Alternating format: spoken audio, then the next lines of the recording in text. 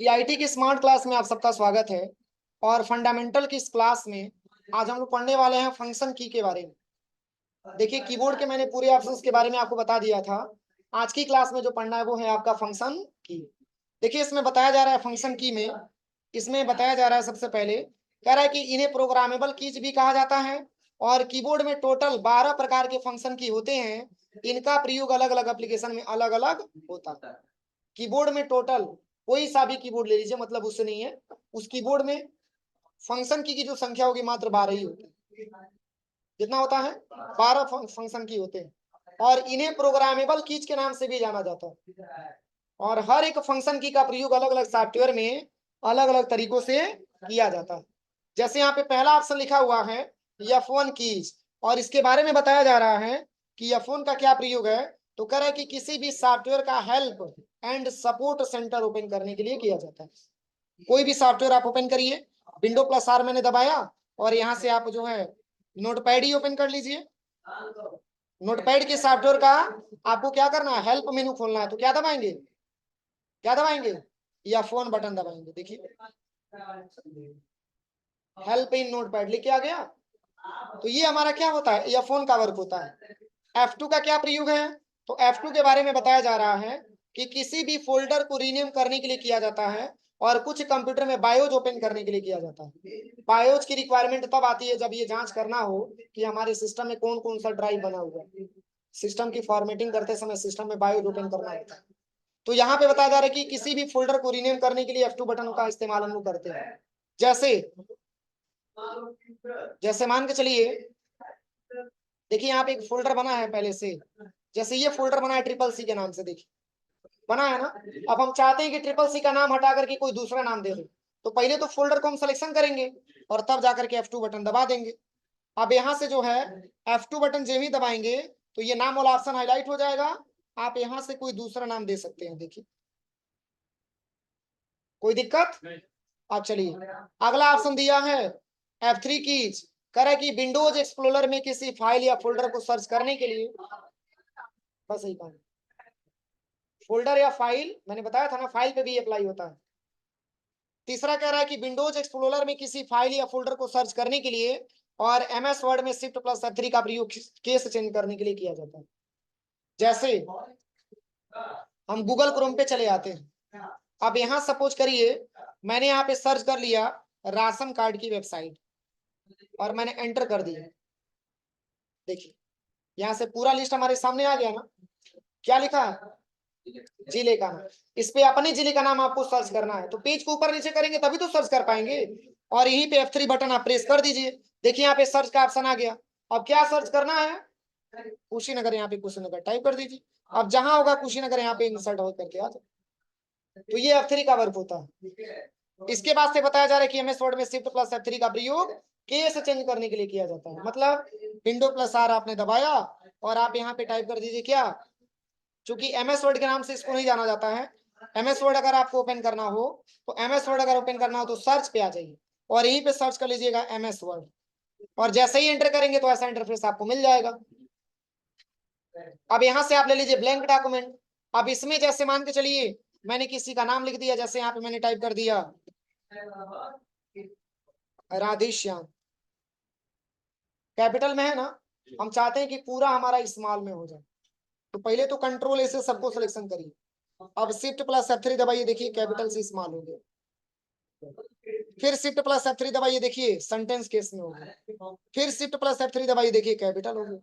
पर ये किस में काम करेगा? MS वर्ड में ही काम करेगा। MS वर्ड खुलेगा कैसे? तो यहीं पे सर्च पे आकर के MS वर्ड आपको ओपन करना। कोई दिक्कत? अब चलिए, अगला ऑप्शन जो दिया है वो है आपका F4 कीज। तो F4 का बस एक ही प्रयोग होता है कि आपके सिस्टम में जितने भी सॉफ्टवेयर ओपन है वो 1 बाय 1 करके आप उसको क्लोज कर सकते हो।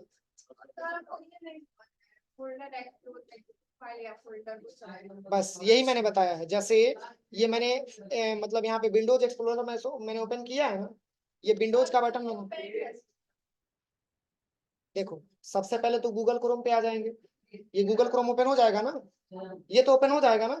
अब यहीं पे हम टाइप कर लेंगे राशन कार्ड, यहीं पे हम टाइप कर लेंगे राशन कार्ड। अब एंटर करेंगे तो हमारे सामने ऐसा इंटरफेस आएगा। यहाँ पे ले लेना राशन कार्ड डिजिटाइजेशन, इसी पे क्लिक करना। जब क्लिक करेंगे तो ये लिस्ट हमारे सामने आ जाएगा। हाँ हाँ, अब यहीं पे F3 बटन जैसे ही प्रेस करेंगे, यहाँ पे हम लिख देंगे कुशीनगर, यहाँ पे हाईलाइट होकर के आ जाएंगे। ठीक है, अब चलिए अगला दिया है F4। तो F4 का मात्र एक ही मतलब यूज है कि जैसे पहला तो यह है कि अल्ट के साथ F4 बटन दबाएंगे तो आपका सिस्टम शट डाउन होगा, लेकिन उसके पहले आपके सिस्टम में जो भी सॉफ्टवेयर ओपन है वो 1 बाय 1 करके क्या हो जाएगा, क्लोज हो जाएगा। जैसे देखिए अल्ट प्लस F4 मैंने दबाया तो ये सॉफ्टवेयर हमारे पास क्लोज हो गया, फिर अल्ट F4 दबाएंगे तो ये भी पेज आपका बंद हो जाएगा। देखिए डायरेक्टली शट डाउन आ गया, यहीं पे डायरेक्टली ओके पे क्लिक करेंगे, डायरेक्टली शट डाउन हो जाएगा। स्केप से नहीं, स्केप दबाएंगे तो स्केप हर जगह काम नहीं करता। स्केप तब काम करेगा जैसे आपने विंडोज बटन दबा दिया गलती से, इसको आपको हटाना है 1 स्टेप बैक करने के लिए स्केप बटन। हाँ, कंट्रोल W, इसको हटा दीजिए, कंट्रोल W।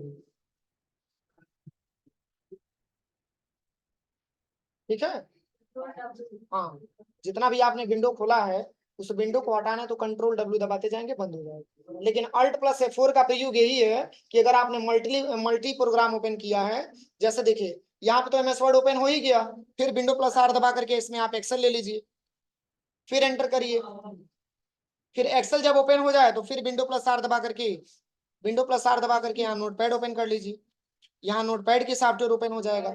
ऐसे कई सारे सॉफ्टवेयर जब ओपन हो जाएंगे तो अल्ट F4 दबाएंगे तो देखिए सबसे पहले नोटपैड का पेज बंद होगा, अल्ट F4 दबाएंगे तो ये पेज आपका बंद हो जाएगा, अल्ट F4 दबाएंगे तो एक्सेल का पेज बंद हो जाएगा, अल्ट F4 दबाएंगे तो MS वर्ड का पेज यहाँ से बंद हो जाएगा। देखिए अब अल्ट F4 दबाएंगे तो क्या हो जाएगा, हाँ,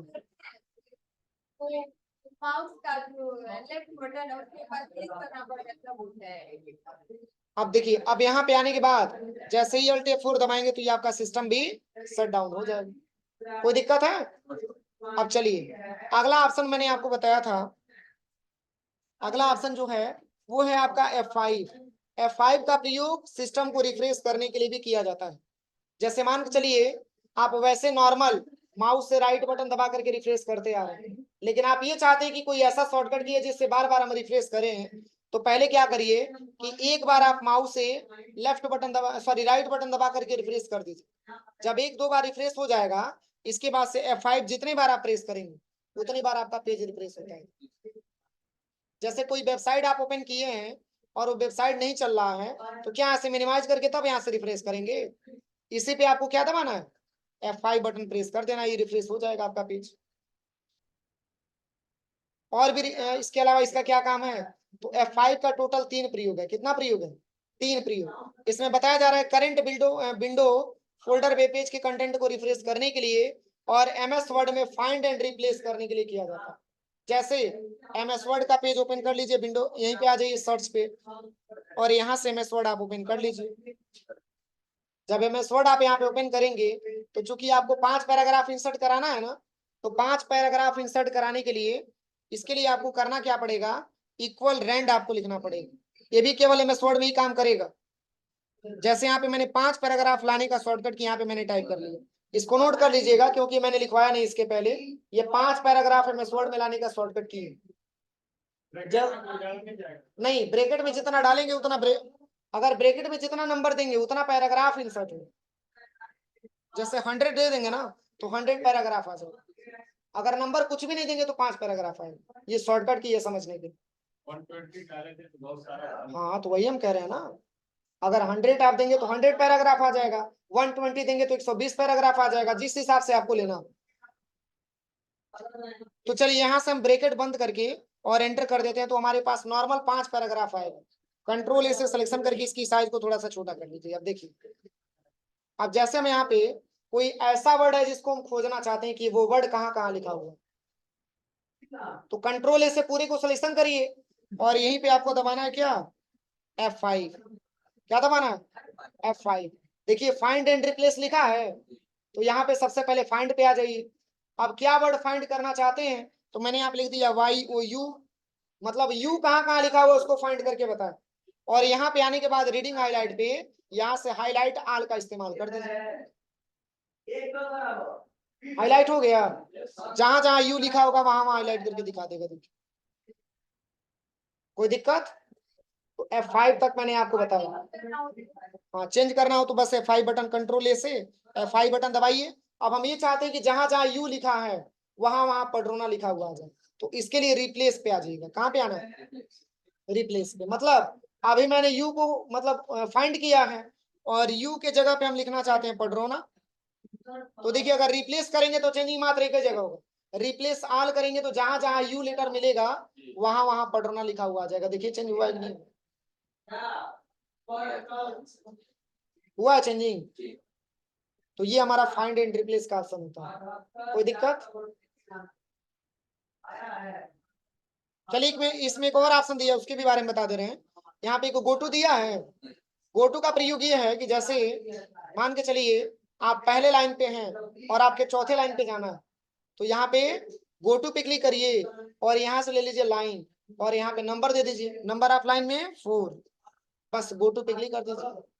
देखिए 4 नंबर के लाइन पे आ गया। कोई दिक्कत? अब चलिए F5 का एक और प्रयोग देखिए।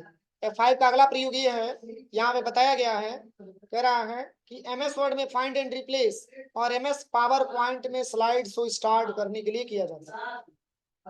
पावर पॉइंट की बात हो रही है ना, तो यहाँ पे सर्च पे आ जाइए और यहाँ पे लिखिए POWER और ओपन करिए। पावर पॉइंट खुल गया यहाँ से। अब इसी में जैसे मान के चलिए कि किसी पेज को आपको बड़ा करना हो, जैसे यहाँ पे कुछ टाइप कर दीजिए, मैंने यहाँ पे लिख दिया पडरोना। अब इसी को हम बड़ा करना चाहते हैं स्लाइड को, तो क्या दबाएंगे? Shift plus F5। क्या दबाएंगे? शिफ्ट प्लस F5 दबाएंगे तो ये पेज आपका बड़ा हो जाएगा। कोई दिक्कत? अब चलिए अगला क्या दिया है, तो अगला यहाँ पे लिखा हुआ है F6 की, कह रहा है कि वेब ब्राउजर के एड्रेस बार पर जाने के लिए और कुछ लैपटॉप में आवाज को कम करने के लिए इसका प्रयोग किया जाता है। जैसे गूगल क्रोम पे हम चले आते हैं, अभी कुछ सर्च मैंने नहीं किया, यहाँ पे हम सर्च कर लेते हैं UIDAI जो आधार की वेबसाइट होती है। मैंने सर्च कर लिया, आप एंटर कर लेते हैं। एंटर करने के बाद और पुनः आपके दिमाग में आइडिया आया कि नहीं हमको राशन कार्ड की वेबसाइट पे जाना है, तो क्या करेंगे? इस पे क्लिक करेंगे तभी तो आप इसको हटाएंगे। बोलिए, हम ये चाहते हैं कि कोई ऐसा फंक्शन की हो जिसके माध्यम से डायरेक्टली हट जाए, तो यहीं पे F6 बटन दबा दीजिए। देखिए हाईलाइट हो गया। अब आप इसको बैक स्पेस से हटा दीजिए, यहाँ से दूसरा वेबसाइट आप सर्च कर सकते हैं। कोई दिक्कत? पुनः आपके दिमाग में आइडिया कि नहीं हमको पैन कार्ड की वेबसाइट पे जाना है, पुनः आप यहाँ पे F6 बटन दबा दीजिए, फिर यहाँ पे लिख लीजिए पैन कार्ड, तो ये आपका F6 का वर्क होता है। कोई दिक्कत? अब चलिए अगला क्या दिया है, F7 के बारे में समझते हैं। F7 में कह रहा है कि MS वर्ड में स्पेलिंग एंड ग्रामर चेक करने के लिए और कुछ लैपटॉप में आवाज को बढ़ाने के लिए इसका प्रयोग किया जाता है। MS वर्ड की बात हो रही है, MS वर्ड पे आप चले आइए। अब देखिए MS वर्ड में इसका क्या प्रैक्टिकल है, यहाँ से 5 पैराग्राफ आप ले लीजिए। क्या इसमें कोई टेक्स्ट के नीचे हमारा लाइनिंग आया है? कोई लाइनिंग नहीं आया है। लाइनिंग इसलिए नहीं आया है क्योंकि मैंने सारा का सारा सही लिखा, इसमें कोई गलत नहीं। अब जैसे देखिए आपको ये पूरी तरीके से पता है कि जब तक आप इसमें कुछ गलती नहीं करेंगे तब तक इसके नीचे कुछ ऑप्शन नहीं आएगा, कुछ ट्रिक नहीं आएगा। जैसे आपको ये पता है कि वीडियो में सॉरी यहाँ पे हेल्प में सिंगल ई होना चाहिए और मैंने डबल ई जोड़ दिया, तो क्या गलत हुआ? स्पेलिंग की ग्रामर क्या गलत हुआ? स्पेलिंग गलत हुआ ना, तो ग्रामर कब गलत होगा? ग्रामर तब गलत होगा यहाँ पे बस स्मॉल लेटर में भी को लिख देंगे तब, क्योंकि स्टार्टिंग का लेटर हमेशा कैपिटल लिखा जाता है और हम यहाँ पे स्मॉल लेटर लिख देंगे तो क्या गलत हुआ? क्या गलत हुआ? ग्रामर ही तो गलत हुआ ना, क्योंकि स्पेलिंग तो सही है, केवल मैंने ग्रामर मिस्टेक कर दिया। तो यहाँ पे ग्रीन लाइन आ जाएगा, देखिए ब्लू कलर का लाइन आ जाएगा। आपको ये पढ़ाया गया होगा कि जहां पे फुल स्टॉप लगता है उसका पहला लेटर क्या होता है? कैपिटल होता है, और मैंने पुनः स्मॉल भर दिया, देखिए इसका ग्रामर गलत हो गया। अब इसी को सुधार करने के लिए 7 बटन प्रेस करना होता है। जैसे ही F7 बटन दबाते हैं तो ऐसा रिक्वायरमेंट आपके सामने आ जाता है। इसमें बताया जा रहा है कि टी में कैपिटल टी होना चाहिए, आपने क्या लिखा है, स्मॉल टी लिखा है, इसलिए आपने इसका क्या मिस्टेक किया है, ग्रामर, इसलिए आप इसको यहां से चेंज कर दीजिए। फिर यहाँ पे बता रहा है कि हेल्प में सिंगल ई होना चाहिए, आपने डबल ई लिखा हुआ है, क्या गलत है, स्पेलिंग, इसको यहाँ से चेंज कर दीजिए। फिर बताया जा रहा है कि वी कैपिटल होना चाहिए, आपने स्मॉल लिखा है, क्या गलत हुआ है, बस इसको आप यहाँ से चेंज कर दीजिए। कोई दिक्कत। अब चलिए अगला जो ऑप्शन दिया है वो है आपका F8 बटन। कह रहा है कि विंडोज को सेफ मोड में बूट कराने के लिए और MS वर्ड में सिलेक्शन एक्सटेंड करने के लिए किया जाता है। बस इसका वर्क एक ही है कि अगर MS वर्ड के पेज पे आप आ जाते हैं तो पूरे डेटा को सिलेक्शन करने के लिए यहाँ पे आपको F8 बटन दबाना होता है। देखिए एक बार मैंने दबाया, फिर 2 बार, फिर 3 बार, फिर 4 बार, देखिए पूरा डेटा हमारा सिलेक्शन कैसे, F8 बटन MS वर्ड में लिखे हुए पूरे टेक्स्ट को हम सिलेक्शन कर सकते हैं। अगला मैंने लिखवाया था F9 के बारे में। F9 का प्रयोग ये है कि MS पावर पॉइंट में ग्रिड लाइंस को हाइड और शो कराने के लिए किया जाता है। तो इसके लिए सबसे पहले MS पावर पॉइंट के पेज पे आप चले आइए, ये स्लाइड पे हम चले आए और यहाँ से होम टैब पे आकर के और यहाँ से लेआउट पे आ जाइए और इसको आप यहाँ से कर दीजिए ब्लैंक। क्या करना है, ब्लैंक। अब डिजाइन पे आकर के यहाँ से आप हटा दीजिए। क्या इसमें किसी भी प्रकार का कोई लाइनिंग टाइप का दिख रहा है, शिफ्ट प्लस F9 दबाइए। आप कुछ इंप्रूवमेंट आपको दिखा, दिख रहा है कुछ इंप्रूवमेंट। अब इसी को हटाना चाहते हैं तो पुनः शिफ्ट प्लस F9 बटन दबा दीजिए, हट जाएगा। इसको ग्रिड लाइंस बोला जाता है, लेकिन इसके बारे में अभी आपको नहीं समझ में आएगा, केवल इसका प्रैक्टिकल आप लोग करके देखिएगा, ठीक है। ये लाइनिंग टाइप का शेप आ जाता है, इसको ग्रिड लाइंस बोला जाता है। कोई दिक्कत। अब चलिए अगला ऑप्शन यहाँ पे दिया हुआ है F10, और F10 के बारे में मैंने आपको बताया था कि MS ऑफिस में मेनू बार एक्टिवेट करने के लिए किया जाता है। जैसे MS वर्ड के पेज पे आ जाते हैं, MS वर्ड भी है तो ये भी MS ऑफिस का पार्ट है, MS एक्सेल है तो ये भी MS ऑफिस का पार्ट है, और MS पावर पॉइंट है तो ये भी MS ऑफिस का पार्ट है। अब देखिए बिना माउस को टच किए हम चाहते हैं फंक्शन की के माध्यम से पूरे पेज को किसी और कलर में पेंट कर दें, तो F10 बटन दबाएंगे। क्या दबाएंगे, माउस को नहीं टच करना है, F10 बटन मैंने दबा दिया। अब चूंकि पेज की कलर की बात हो रही है तो पेज का कलर आपका मिलता है किसमें, डिजाइन टैब, और सबका शॉर्टकट की वहां पे लिखा भी है, और डिजाइन का शॉर्टकट की ओनली जी लिखा हुआ है, तो केवल जी बटन दबा लीजिए। अब वहां से देखिए पेज कलर के लिए शॉर्ट में क्या लिखा है, सेकंड नंबर पे PC लिखा है, उधर से देखिए PC लिखा है, बस केवल P और C दबा दीजिए। अब कौन सा कलर आपको लेना है तो यहाँ से डाउन एरो से ले लीजिए जो भी कलर आपको लेना हो, और एंटर बटन दबा दीजिए। नहीं समझ में आया, देखिए सबसे पहले F10 बटन आपको प्रेस करना है। क्या दबाना है, F10 बटन, और डिजाइन टैब में जाने के लिए सबसे पहले आपको जी बटन दबाना है। क्या दबाना है, जी बटन। इसके बाद से आपको जो है पेज कलर के लिए PC दबाना है। क्या दबाना है, PC, और यहाँ से डाउन एरो से नीचे आ जाइए और जो भी कलर यहाँ पे लेना है ले लीजिए और एंटर बटन दबा दीजिए। बिना माउस को क्लिक किए आप इतना सारा वर्किंग कर सकते हो। कोई दिक्कत, कोई दिक्कत है किसी को। चलिए दो बचा हुआ है, दो भी बता दे रहे हैं, F11 और F12 बचा हुआ है, यही बचा है ना। तो F11 का प्रयोग किया जाता है ब्राउजर को फुल स्क्रीन में लाने के लिए और पुनः नॉर्मल स्क्रीन में लाने के लिए। जैसे आप यहाँ पे चले आइए सबसे पहले गूगल क्रोम, अब इसी पेज को हम बड़ा करके देखना चाहते हैं तो क्या दबाएंगे, क्या दबाएंगे, बस F11 दबा दीजिए, बड़ा हो जाएगा। देखिए पुनः छोटा करना चाहते हैं तो क्या दबाएंगे, F11 दबा दीजिए, छोटा भी हो जाएगा। F11 से बड़ा भी कर सकते हैं और F11 से छोटा भी कर सकते हैं, जूम इन और जूम आउट होता है। कोई दिक्कत। अब चलिए लास्ट आपका बचा हुआ है F12 की। अब इसका प्रयोग MS वर्ड में सेव एज के लिए किया जाता है। जैसे इस डेटा को मैंने बनाया है तो क्या इस डेटा को मैंने सेव किया है, तो चलिए इस डेटा को सेव करने से पहले चलिए पहले पेज कलर हटा करके व्हाइट ले लेते हैं।